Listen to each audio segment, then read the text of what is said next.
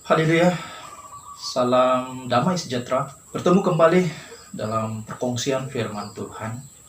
Syukur puji Tuhan, kita berada dalam kasih karunia dan perlindungannya. Kita masih dalam keadaan yang sehat dan terus menjalankan aktiviti-aktiviti kita seperti biasa.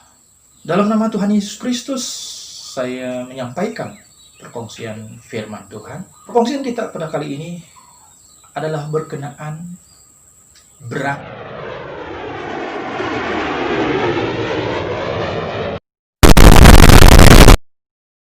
Saya percaya saudara dan saudari sudah pernah mendengar tentang slogan ataupun perkataan ini.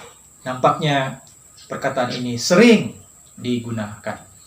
Apakah saudara dan saudari berani mati? Tentu ada orang yang tidak senang kalau dia dikatakan tidak berani mati. Kenapa? Kemungkinan ada beberapa sebabnya. Salah satunya mungkin berasa malu. Karena kalau dikatakan tidak berani mati, artinya dia seorang penakut. Dan tidak ada orang yang suka digelar penakut. Selain daripada itu, kemungkinan rasa dirinya tercabar dengan perkataan itu. Jadi rasanya saudara dan saudari, tidak ada orang yang mahu dikatakan takut mati. Semua orang mahu disebut sebagai orang yang berani mati. Kalau ada orang yang berteriak dalam satu program pembakar semangat, siapa di antara kamu yang berani mati? Angkat tangan. Saya percaya banyak orang yang angkat tangannya. Yang tidak itu sedikit saja. Boleh dihitung dengan jari. Siapa yang berani mati, pergi berperang, membela bangsa dan agamamu? Saya rasa semua hadirin akan angkat tangan. Kalau mati yang ini ditiup-tiup dengan api kemarahan dan kebencian, semua orang pun rasanya boleh berbuat begitu. Seperti Petrus. Petrus nampaknya seorang yang berani mati. Mari kita lihat di dalam Alkitab. Matius 26 ayat 33. Petrus menjawabnya, biarpun mereka semua tergoncang imannya karena engkau, aku sekali-kali tidak. Ayat 35. Kata Petrus kepadanya, sekalipun aku harus mati bersama-sama engkau, aku tak akan menyangkal engkau. Semua murid yang lain pun berkata demikian juga. Ucapan ini diucapkan pada saat Tuhan Yesus tidak lama lagi akan ditangkap dan kemudian akan diseksa, seterusnya dibunuh dengan disalibkan. Yesus sudah memberitahu kepada murid-muridnya bahwa dia akan ditolak oleh bangsanya dan dia akan ditangkap, diseksa, dan kemudian disalibkan. Murid-murid apabila mendengar itu semua, tidak ada apa-apa erti langsung. Petrus pun tidak berkata apa-apa. Mereka hanya mendengar apa yang disampaikan oleh Tuhan Yesus itu. Tetapi apabila Yesus berkata, pada malam ini, semua kamu akan tergoncang imannya karena aku, maka Petrus merasa tidak senang. Murid-murid yang lain nampaknya tidak bersuara, hanya berdiam diri saja, seakan-akan menerima penyataan Tuhan Yesus. Lain dengan Petrus ini, apabila dia mendengar Yesus berkata begitu, Petrus menjawab kepada Tuhan Yesus, biarpun mereka semua ini akan tergoncang imannya karena engkau, aku sama sekali tidak. Aku tidak akan tergoncang imannya, kata Petrus. Tetapi Yesus mengingatkan kepada Petrus. Kata Tuhan Yesus kepada Petrus, sesungguhnya malam ini sebelum ayam berkokok, engkau sudah 3 kali menyangkal aku. Mendengar itu, Petrus sangat tercabar. Bukan pula dia merenungkan perkataan Yesus itu, melainkan dia tercabar. Tadinya dia sudah cukup bersemangat. Biarpun mereka semua ini tergoncang imannya karena engkau, aku sekali-kali tidak. Tetapi apabila Yesus mengingatkan, malam ini sebelum ayam berkokok, engkau sudah 3 kali menyangkal aku. Petrus makin tercabar. Dia makin berkobar-kobar.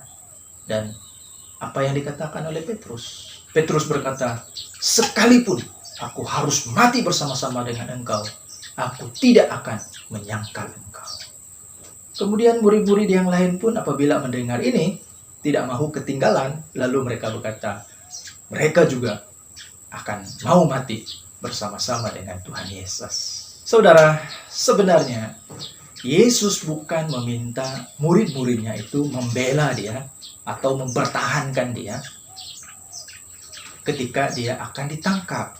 Yesus hanya mahu mengingatkan murid-muridnya supaya mereka itu berjaga-jaga, supaya mereka tidak akan terseret atau terlibat di dalam penderitaan yang akan ditanggung oleh Tuhan Yesus. Jadi Yesus mengingatkan kepada mereka supaya berjaga-jaga dan berdoalah supaya jangan jatuh dalam pencobaan. Sekurang-kurangnya mereka tidak mau menyangkal Yesus. Mengapa?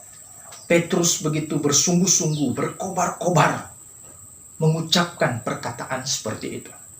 Saya tidak pikir banyak dan saya tidak mengambil kemungkinan-kemungkinan yang banyak. Saya hanya mengambil 2. Pertama, dia mahu menunjukkan bahwa dia berani mati.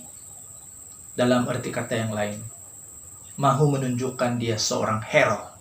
Dan yang kedua, dia sungguh-sungguh tidak paham dengan perkataan Tuhan Yesus. Ini sesuatu yang lebih mungkin, ya, lebih benar.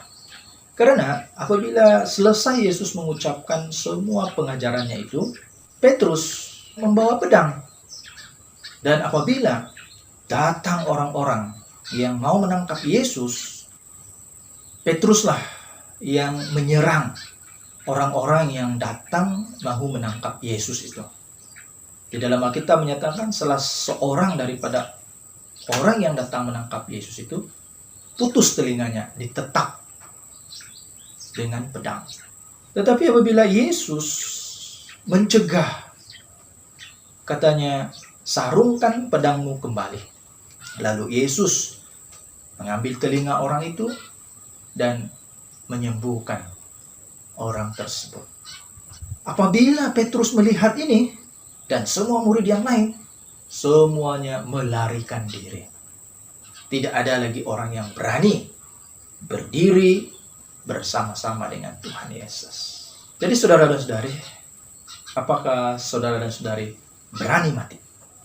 Saudara, berani mati dalam ajaran Tuhan Yesus ataupun di dalam Alkitab jauh berbeda dengan ajaran manusia ataupun pada konsep pikiran manusia. Sangat berbeda. Bagaimana dengan Alkitab, saudara? Mari kita lihat ya di dalam Alkitab. Pertama kita melihat di dalam kitab Wahyu pasal 14 ayat 13. Dan aku mendengar suara dari sorga berkata, tuliskan, berbahagialah orang-orang mati yang mati dalam Tuhan sejak sekarang ini. Sungguh, kata Roh, supaya mereka boleh beristirahat dari jerih lela mereka, karena segala perbuatan mereka menyertai mereka. Nah, di sini ada dikatakan orang yang mati dalam Tuhan. Siapakah orang-orang yang mati dalam Tuhan ini? Apakah mereka yang pergi berperang? Bukan, saudara. Ini adalah pemercaya yang benar, yang bertekun dalam menuruti perintah-perintah Allah dan bertekun dalam iman mereka kepada Tuhan. Kita lihat di dalam ayat 12. Yang penting di sini ialah ketekunan orang-orang kudus yang menuruti perintah Allah dan iman kepada Yesus. Jadi mereka ini adalah mati dalam Tuhan. Perjalanan iman kita ini masih panjang lagi. Banyak laluan dan onak duri. Alkitab mengingatkan, jangan kita pernah meninggalkan iman kita. Kalau mati pun, biarlah mati dalam iman. Jangan karena mahu kesembuhan, kita meninggalkan iman. Jangan karena mahukan pekerjaan, kedudukan, kuasa, maka kita meninggalkan iman. Jangan karena harta, kita meninggalkan iman. Jangan karena pernikahan, kita meninggalkan iman. Jangan, saudara. Jangan. Bila mati, semua itu akan sia-sia saja. Amatlah malang dan rugi sekali kalau karena semuanya itu kita meninggalkan Tuhan atau meninggalkan iman kita. Jadi itu yang pertama, saudara. Dalam Alkitab, berani mati itu ialah orang yang berani mati dalam Tuhan. Dia mati dalam Tuhan, dalam iman. Biarpun apa yang dia alami, kesakitan yang boleh membawa kepada kematian, dia tetap dalam imannya. Itulah orang yang berani mati. Baik, yang kedua, dalam Alkitab, mati karena penganiayaan. Yesus Tuhan kita telah memberitakan bahwa pemercaya yang benar itu akan mengalami penganiayaan yang besar di akhir zaman nanti. Dan tidak sedikit umat Tuhan yang akan terkorban. Penganiayaan ini bukan pergaduhan, peperangan, dan politik. Bukan. Ini adalah penganiayaan besar yang dilakukan oleh mereka-mereka yang melawan Tuhan, yang tidak mahu taat kepada ajaran Tuhan. Mari kita lihat dalam Injil Matius pasal 24 ayat 9. Pada waktu itu, kamu akan diserahkan supaya disiksa, dan kamu akan dibunuh, dan akan dibenci semua bangsa oleh karena namaku. Satu kepastian di dalam Alkitab menyatakan umat Tuhan yang benar itu pasti akan menemui tentangan dan penganiayaan di akhir zaman nanti. Penganiayaan seperti ini sudah terjadi kepada rasul-rasul Tuhan. Kenapa dianiaya dan dibunuh? Bukan karena mereka itu jahat atau mereka itu melawan kerajaan, mahu menubuhkan kerajaan yang lain. Bukan. Jadi kenapa mereka itu dianiaya sehingga dibunuh? Karena mereka memberitakan nama Yesus dan memberitakan Injil damai sejahtera, Injil kebenaran.